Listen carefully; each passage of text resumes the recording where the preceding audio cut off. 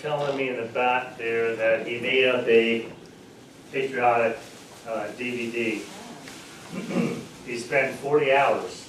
Now, 35 were on you. I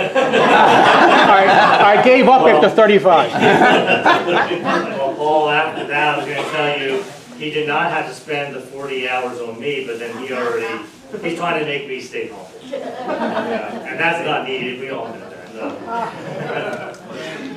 I tell you, the concert last Sunday night was great. Michael Jones, he is just amazing, his voice. And Jim Downing was mentioning that he had a Bible study ready this morning, and some of them said if they knew that Michael Jones was going to be there. They didn't say if they knew if Brad Cooper was going to be there. But they're definitely going to come.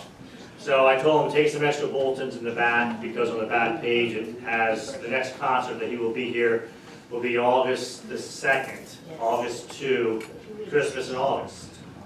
So try to invite friends, family, so we get this church packed out for that. But he's amazing. All right, Marie and I are going to sing for you In the Presence of Jehovah.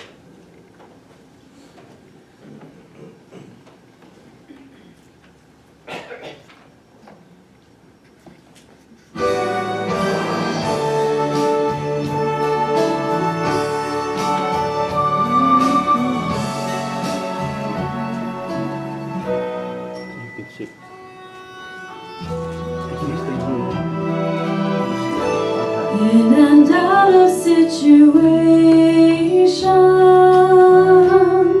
that tug of war at me,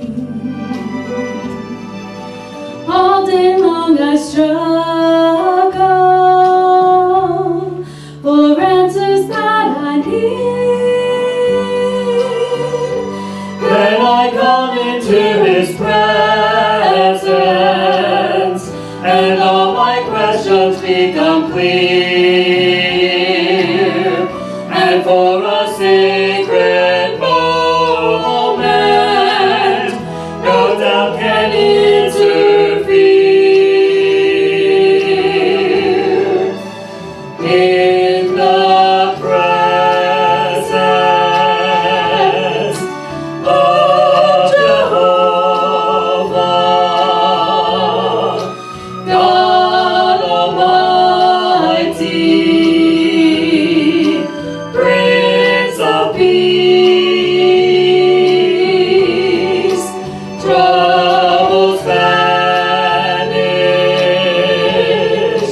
hearts are mended in the presence of the King.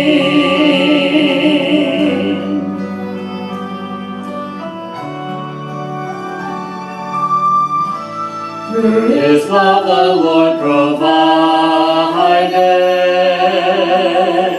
a place for us to rest,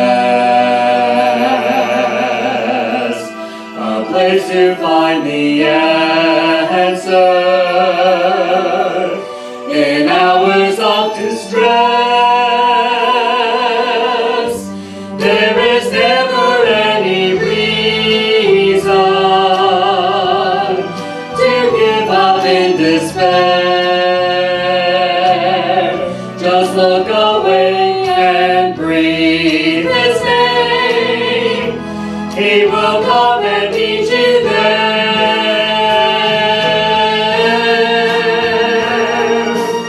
In the presence of Jehovah, God Almighty, Prince of Peace,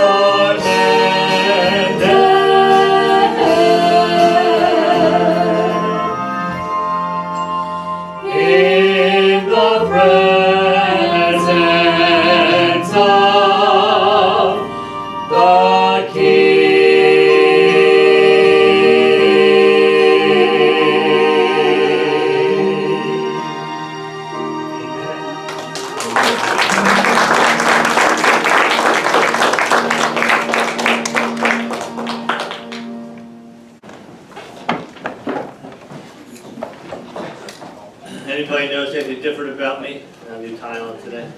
I know it's unusual. I had a heart attack when you came in and see me wearing the same tie, right? My daughter got me 2 new ties. I can only wear one at a time. So I have one on today. I got one tonight then. I'll have the other one on tonight. I'll try to, yes. But thank you, Kristen, for that. Thank you, Paul, for your hard work on the CD. We really do appreciate that. But you haven't looked at it yet, so. No, but I'm a man of faith. I'm sure you did a great job. We're at Daniel, book of Daniel. Have you enjoyed our studies in this book? I think it's the best book we can study right now for what we're going through, isn't it? We need to stand up for the Lord. Daniel chapter 5. By the way, my daughter got me this. You know what an Apple Watch is? She got me this about 3 years ago. We finally got it synced up, and I finally am wearing it. But the interesting thing about this watch is that it bings. I asked her to turn it off because I don't want it in the pulpit binging, but it will bing when I get a text message. And so once in a while I think, oh, okay, I got another text message. I look down at my watch and it says, time to breathe, it says. Breathe. I thought to myself, well, what does the watch think I was doing the rest of the day when it says time to breathe? I don't quite understand that. So my daughter said, well, Dad, I can turn that part off if you want. I said, no, because I remember Martin Luther. Martin Luther said that breathing is to our physical body like prayer is to our spiritual life. And so whenever it says time to breathe, I pray. That's a good thing, isn't it? Then also, other times it'll bing and I'll look down and I'll think, okay, it's going to say time to breathe. No, it says time to stand. Stand. But then it will say stand up. And I thought, you know what? I'm glad that's on there too. Because we need to stand up, don't we, today? We can't be silent anymore. We need to stand up for the Lord. Stand up. There's someone in New York City who has, you can look it up on the website, on the, let's see, At the Well it's called, her work that she's doing for the Lord. She goes all over the country, Philly, she was in New York, she was in Chicago, Los Angeles, Houston, Dallas, different places, and she's a street preacher, and she does a good work for the Lord. Fearless, I'll tell you that much. And she made a statement, she said, stand up, she said. We need to take our country back. Do it now, she said. So I give her credit. She's outside of Planned Parenthood preaching away and trying to save babies' lives, you know. It's sad, isn't it, how you can take someone's life inside the womb. It's a life. And especially when the heart is beating. I'll tell you, this hits home to me because I remember when, you know how they have the ultrasound now, which is really a neat thing. And my wife, I dropped her off at the doctor's office when she was expecting Kristen. And I remember when they were doing the ultrasound before I got to the room. And then when I got to the room and started talking, my daughter's heartbeat started beating faster. Isn't that neat? They can hear. Apparently, I heard they can hear inside the womb. They can hear you. So my daughter's heartbeat was already, she had a good heart, I guess. And, no. That's pretty bad. But her heartbeat. Yeah. But will you do that? Will you do those two things? You don't have a watch maybe that speaks to you and says breathe or stand up, but it's time to pray. Isn't it time to pray for our nation? Oh, and I should have mentioned, we're starting prayer meeting up in 2 weeks, 2 weeks from Wednesday. Tell your dad.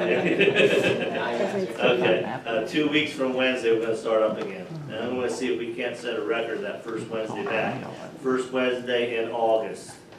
All the way through, we need to keep praying for our nation, keep praying for our church family, and pray for us too, don't we? That we'll pray, that we'll stand up and be counted for the Lord.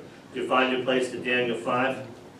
Daniel 5, I'll take the time just to read verses 1 through 5. Daniel 5, 1 through 5. Let me begin reading in verse 1. Belshazzar the king made a great feast for 1,000 of his lords and drank wine in the presence of the 1,000.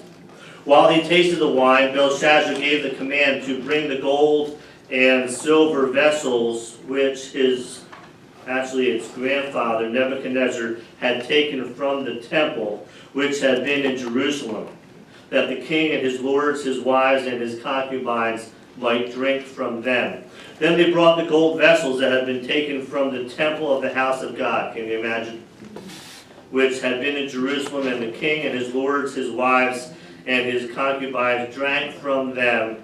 They drank wine, and notice, they praised the gods of gold and silver, bronze and iron, wood and stone. And then verse 5. In the same hour, what's that next word? The fingers of a man's hand, actually it was the fingers of God, appeared and wrote opposite the lampstand on the plaster of the wall of the king's palace, and the king saw the part of the hand that wrote. Now remember when we started the book of Daniel, in Daniel chapter 1, Daniel was 15 years old. Remember, he was about 15. By the time we get to chapter 3, which was our study last week, Daniel's 3 friends were about 35, remember? About 20 years had passed. Now, it's now 45 years, about 45 years after chapter 3 now, and so Daniel is, you doing the math, is about 81 years old now. He's still serving the Lord though, he's still being faithful. That's the lesson. Nebuchadnezzar, he has died already about 20 years before the events in chapter 5, a little bit over 20 years before this. Now there's different ways we can divide up this passage. We're going to take 2 weeks to study chapter 5. There's a lot of verses, and we have let's see, we have 31 verses. That's a long, we might be here pretty long. So instead I thought we'll split it into 2.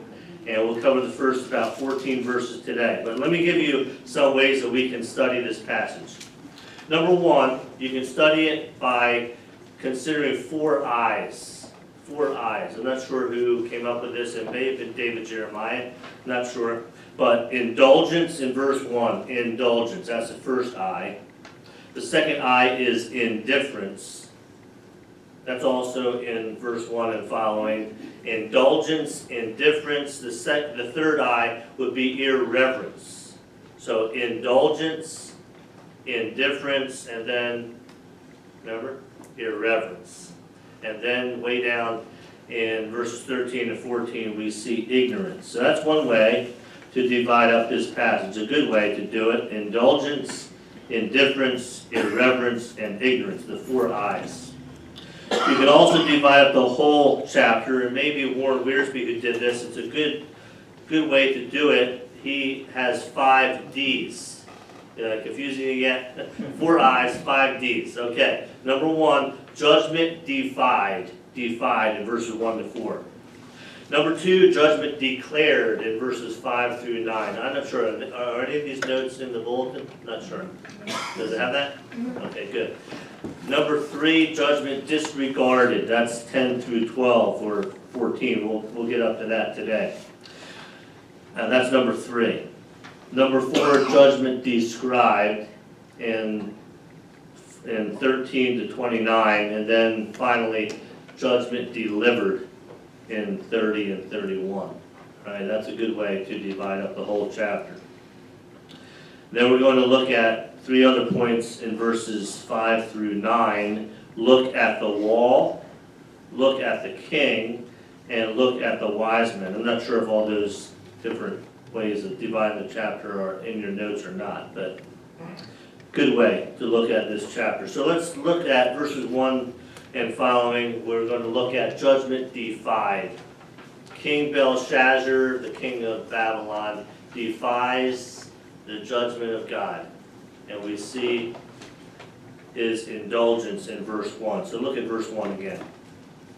Belshazzar the king made a great feast for 1,000 of his lords, and drank wine in the presence of the 1,000. Many people who know very little about the Bible, very little about the book of Daniel, many of those same people, though, have heard those famous words, The handwriting on the wall. Have you used them yourself? You've heard that in your life? Or maybe someone says to you, well, I knew I was gonna lose my job, I could see the, what? The handwriting on the wall. I could just see it, right? You've heard that before. It's a common phrase, they don't even know it comes from the Bible, probably. But Daniel, remember the first lesson that we learned from the book of Daniel is the title of the book. Daniel means God is my what? My judge. God is my judge. God will judge sin and evil.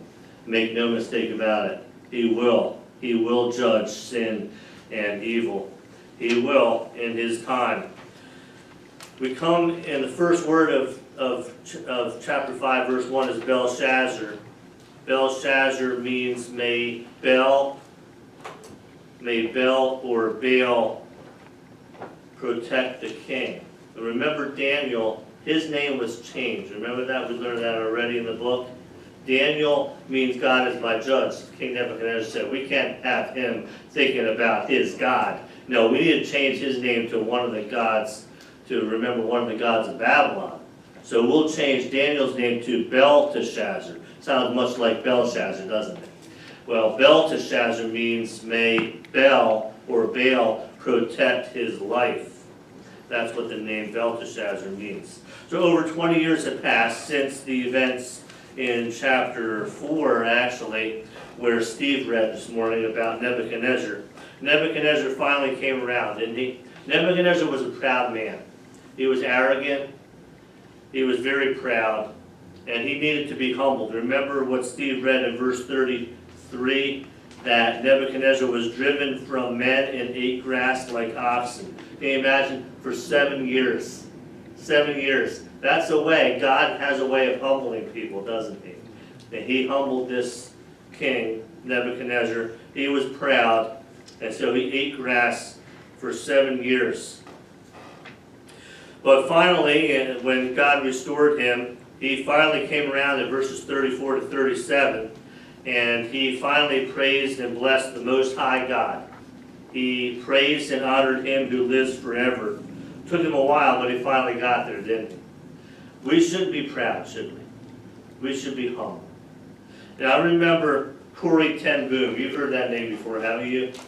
She was a very humble servant of the Lord, but she had a problem with when people would praise her, when she would get a lot of adulation from her books or from the film The Hiding Place. You've maybe seen that movie.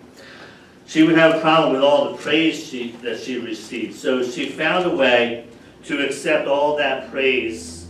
She said she prayed about it, and the Lord showed her a good way to deal with it. She said there was a beautiful way that God told her how to use those tributes and accolades that she received. She said the Lord told her, let each one represent a flower. And all those praises that you receive, at the end of the day, just give that whole bouquet of flowers back to God. Isn't that a great way to put it? And so that's what she did. So many times someone would come up to her and they would say, oh, you had such great faith, Corrie.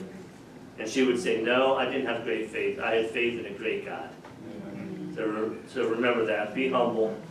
Be humble. And don't be like King Nebuchadnezzar, proud and arrogant. Well, Belshazzar's on the throne. He was actually the grandson of Nebuchadnezzar. Throughout this passage, you'll see that it says the son, or it will say the father, Nebuchadnezzar. Actually, the Chaldean language, it actually means ancestor. They didn't have a word for grandfather. And so it will keep saying, the translation in our English Bible will say father, at least mine does. But Nebuchadnezzar was actually his grandfather, all right? His father's name was Nabonidus. Nabonidus. He was the real king.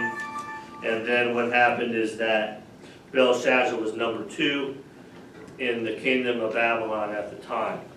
So this will be, chapter 5 details the last night of Babylon's existence. Remember the image that Nebuchadnezzar had a dream, the image of gold, the head of gold, I should say, in this image was Babylon, remember?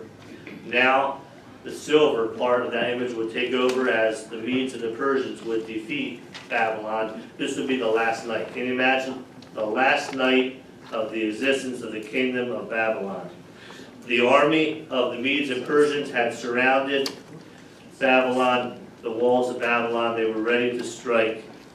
And so in verse 1 we see judgment defied. Judgment defied. And look at it again. Belshazzar the king made a great what? A great feast. You see that? For 1,000 of his lords, and he drank wine. They all drank wine in the presence of each other, in the presence of 1,000. So Oriental kings took great pleasure in hosting great banquets, displaying their wealth, displaying all of their power. And so King Belshazzar had a little gathering, and no, it wasn't little, was it? 1,000 lords. Can you imagine 1,000 attended this great banquet? What were they doing? Well, it was a time of indulgence. They were feasting, they were eating, they were drinking. It was a very wild party, actually. And I often told Krista, as she went through high school, I would say, well, be grateful or thankful that you aren't invited to those wild parties. That's good. That's actually a compliment, see? Any Christian should be glad not to be invited to a party like this, too. It was a drunken, idolatrous, wild, evil, sinful party. There was feasting and drinking. So that's the first I, indulgence.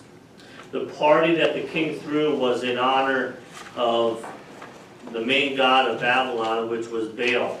Let's face it, he was named after this god, Bel, which is another name for Baal, Belshazzar. So he gave this wild party in honor of this god of Babylon, Baal. There was feasting, there was drinking, and that brings us to the second point. After indulgence, we see indifference. He didn't care at all that the enemy army was outside the walls. Didn't bother him at all. He didn't care. This is his indifference.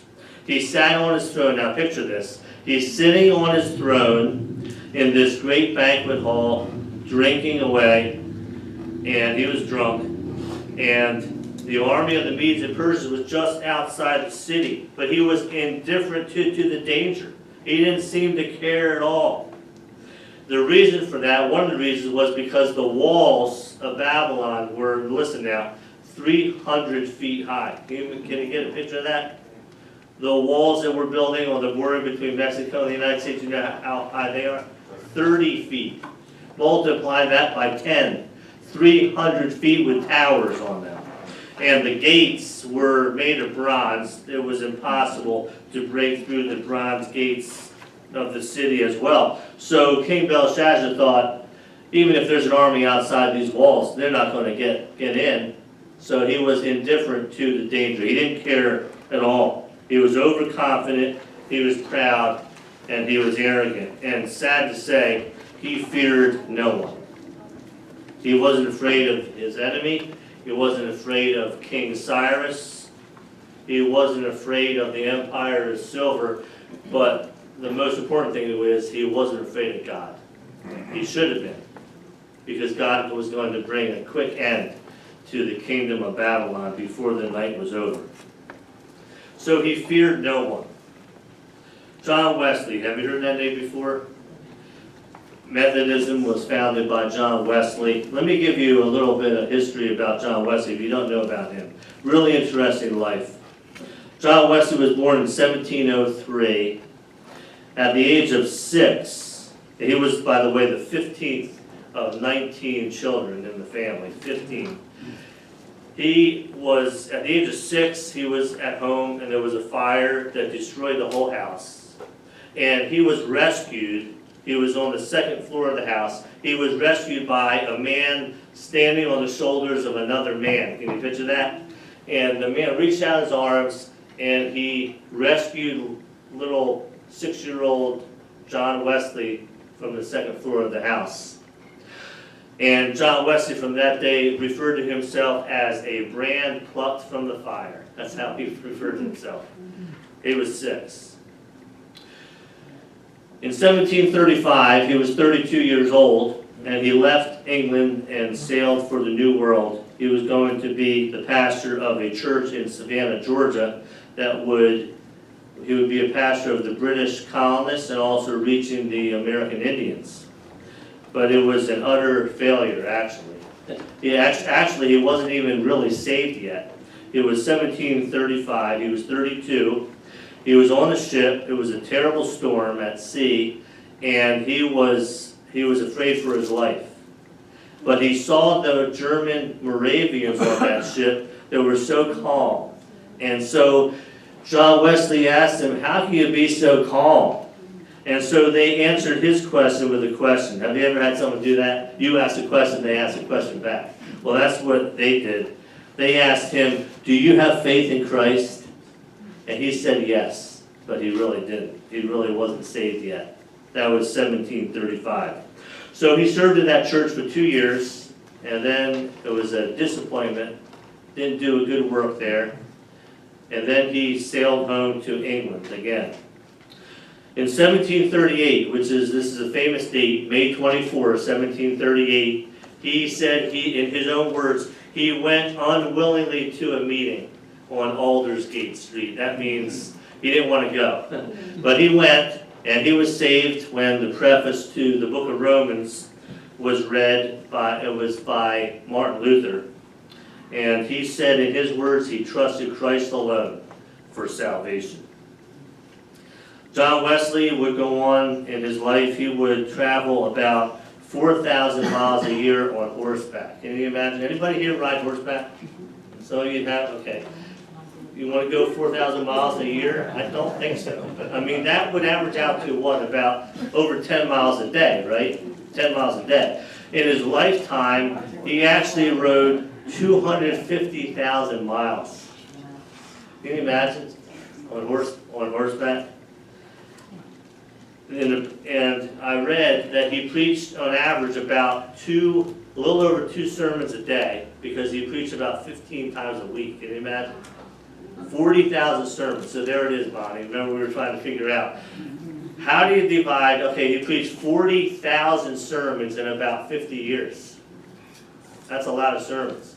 And just to give you an idea how many sermons that is, George Whitefield, you've heard that name, great preacher. He preached only between 15 and 20,000 sermons. I think by the time I get done my life, if I live long enough, I might preach about 20,000 maybe too. So multiply that by 2, that's a lot. That's a lot of sermons in only 50 years. John Wesley, something else I'll share with you before I share the quote, which is why I shared about his life. George Whitefield and John Wesley didn't get along too well, because John Wesley was Arminian and George Whitefield was a Calvinist. And so when George Whitefield died, one of the followers of John Wesley asked John Wesley, do you think we're going to see George Whitefield in heaven? And so John Wesley's answer was, he said, no, I don't think so. And so the lady said, I was afraid of that. But he followed it up with this. He said, George Whitefield will be so close to the throne of God, and you and me so far away, that we won't be able to see him, he said. Isn't that great? So that was John Wesley. But I want to zero in on that point, how Belshazzar did not fear God at all. John Wesley had a favorite quote. He said, give me 100 men who fear nothing but sin, and who desire nothing but God. And he said, I care not a straw, whether they be clergymen or laymen. Such alone shall shake the gates of hell, he said. Fear nothing but sin. So don't be afraid. We're going through a lot here in the United States and the world. We don't need to be afraid.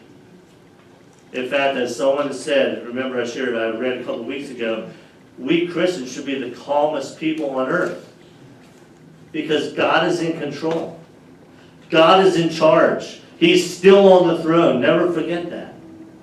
So be calm and fear nothing but sin. See?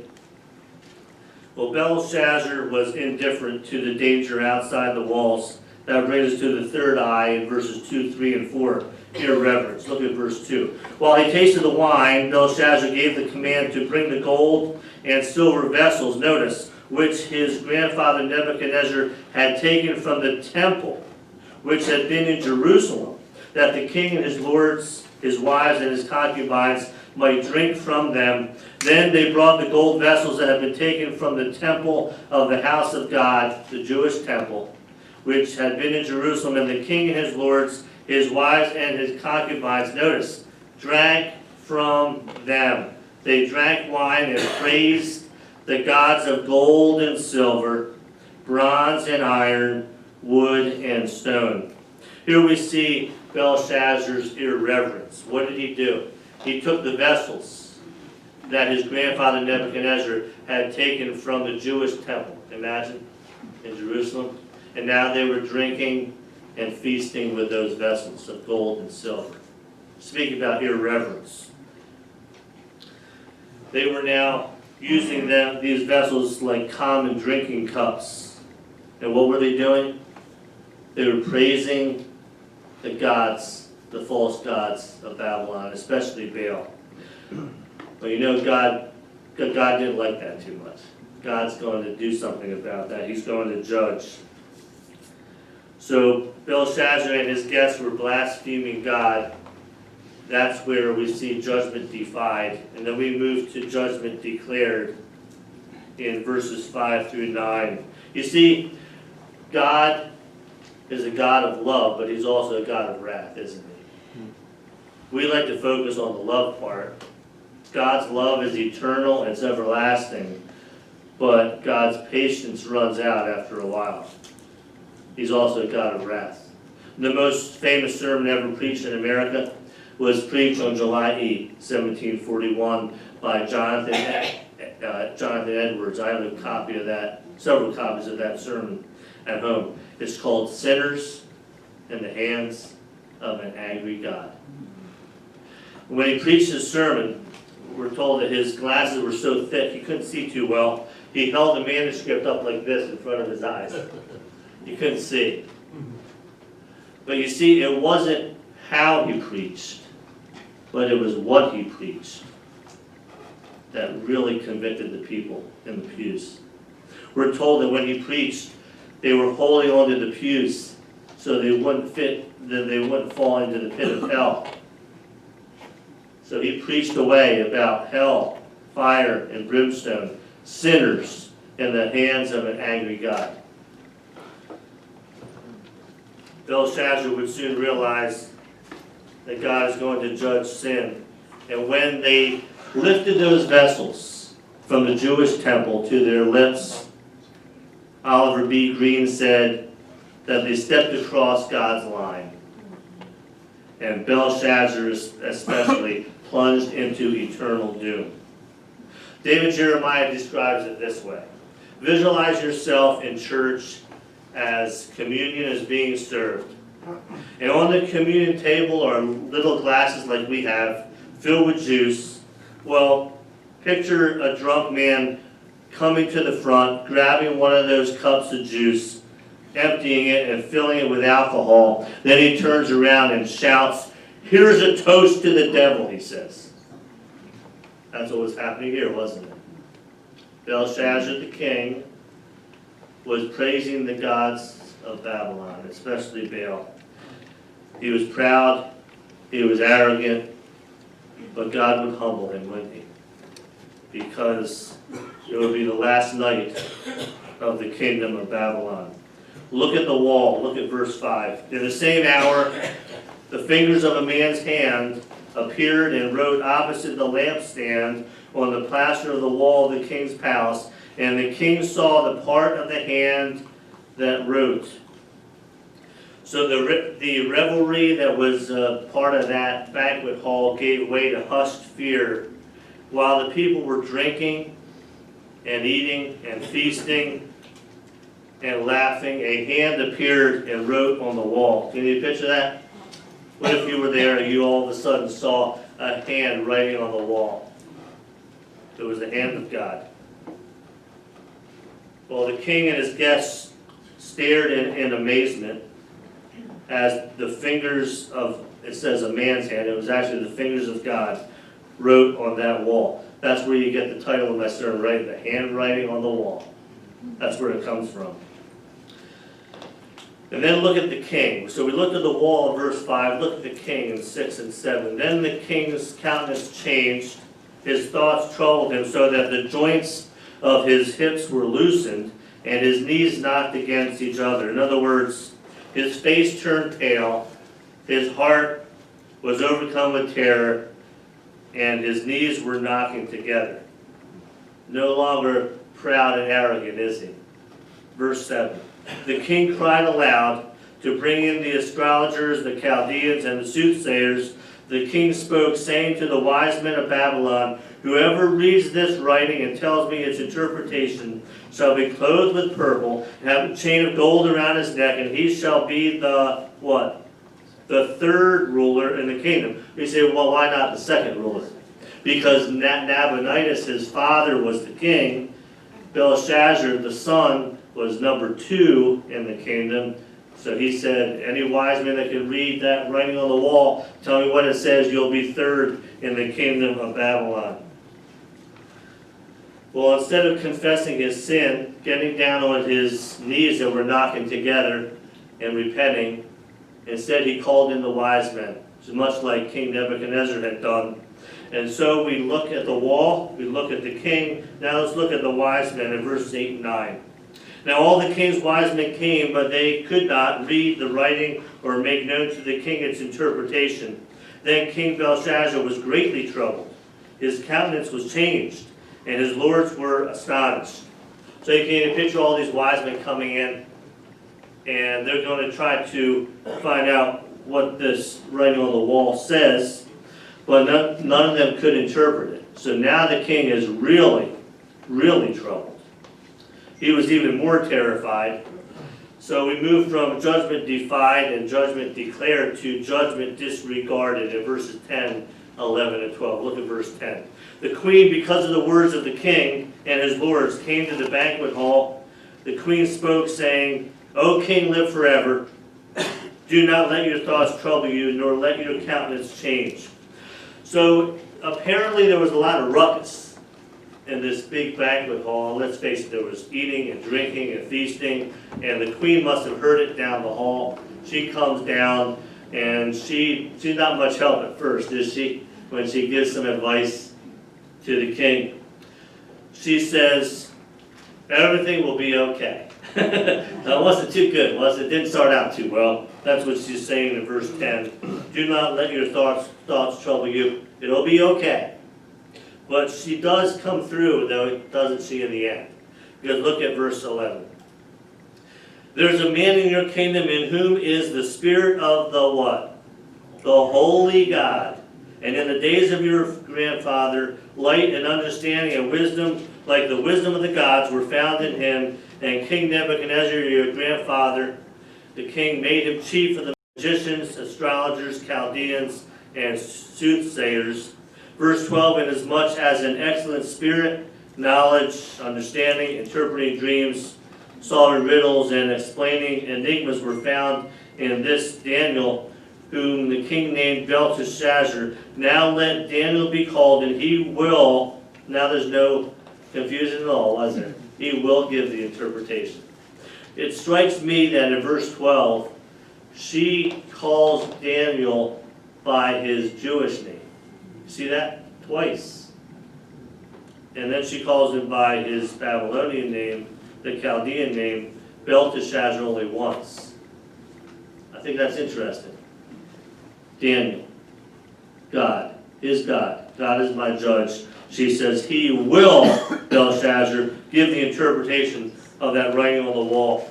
And that brings us to 13 and 14. We'll get into the whole passage next week where we see judgment described. But in 13 and 14, what happens? I'll just summarize it for you. Daniel comes in. Now, picture now, he's not a teenager anymore. He's not 15 years old. He's 81. But he's still walking close to God. And he comes in, and King Belshazzar sees him and says in verse 13, are you that Daniel? Why did he know who he was? He should have known Daniel after all he had done for his grandfather Nebuchadnezzar. In verse 14 he says, I've heard of you. He should have been well acquainted with Daniel. That's a challenge for us, isn't it? Because as Dr. Bob Cook said, when we enter a room, people should sense the presence of God in our lives. Do they? When you enter a room, does the world see God in you? Challenge, isn't it? They could see God in the life of Daniel. I think that's why she called him Daniel twice. Now, as I close, we have a few more minutes before noon. Let me share a couple things about the finger of God. In verse 5, remember that? In the same hour the fingers of a man's hand appeared and wrote on the plaster of the wall. I want you to think about the fingers of God, because I think it will encourage your heart. Maybe you're going through a hard time. Anybody going through a hard time? Don't raise your hand. We all do at times, right? But I want you to focus on God, or all-powerful God. He was writing with the fingers of God were writing on the wall. You remember it back in when God sent the plagues to Egypt in Exodus chapter 8, verse 19? Do you remember that verse? Exodus 8, verse 19. The magicians could not duplicate the plagues of God that God used Moses to send the plagues. Remember what they said in Exodus 8, 19? The magicians said to Pharaoh, this is remember what they said? The finger of God. Isn't that interesting? They knew it was the finger of God. They knew it was the power of God. And then also, we see David in Psalms 8, which Joe read. I haven't switched the passage that he would read, because Psalms 8, verse 3. Remember what he read in Psalms 8, verse 3? Remember what he said about God? When I consider your heavens, the work of your what? Your fingers. Will you think about that for a moment? God created the whole world, the whole universe.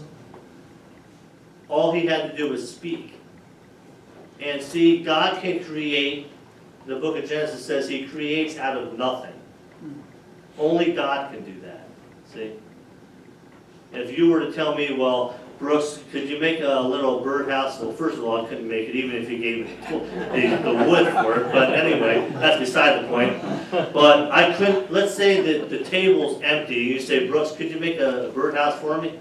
I say, okay. You have the wood, and you have Eugene or somebody that can help me build it. You know? But the thing is, see, I need the materials to make it. God can create out of nothing. The fingers of God in creation. Then remember, we won't turn there, but remember at Mount Sinai when God gave the Ten Commandments? Remember what it said? The Ten Commandments, the 2 tablets of stone, were written with the what? The finger of God. Remember? In Revelation, in the Ten Commandments. And then in Luke 11, we won't turn there, but in Luke 11, remember Jesus had driven a demon out of someone, and remember the Pharisees and the enemies of Jesus said that he was driving out demons with the power of the devil, remember? And so in Luke 11:20, Jesus said these words. He said, if I drive out demons by remember what he said? The finger of God, then the kingdom of God has come to you. And I think it was Philip Ryken in his book, his commentary on Exodus, said, Jesus probably held up his finger and said, if I drive out demons by the finger of God. It reminds you of this. Just the little finger of Jesus can defeat the devil, can't it? That should encourage you, shouldn't it? We go through hard times. Too much month at the end of the money, financial problems, problems in our marriage, problems in our families, a child that strays away from the Lord, problems at work, maybe you need a job, you wonder where I'm going to get a job, whatever the case might be. maybe your health is deteriorating. Whatever the problem is, we have a God who's all powerful. He's in control. He's in charge. He's on the throne. That should encourage our hearts, shouldn't we? So will you remember, even without an Apple Watch, will you remember to pray and to stand up for God? Let's stand. Stand up for the Lord as we close. So as you're standing here this morning, we're reminded that we need to take a stand for God, don't we, in this wicked world. Let's bow our heads and our hearts together in closing prayer. Dear Heavenly Father, thank you for the book of Daniel. Daniel chapter 5, we're reminded that God is not only a God of love, but He is a God of wrath. God will judge sin and evil.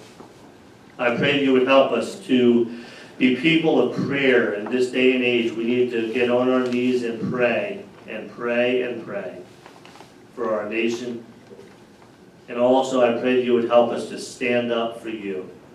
May we never apologize when we take a stand for what is right. Give us strength to stand up for you, O God. And we ask these things in Jesus' mighty name. Amen. Amen. And amen. Thank you.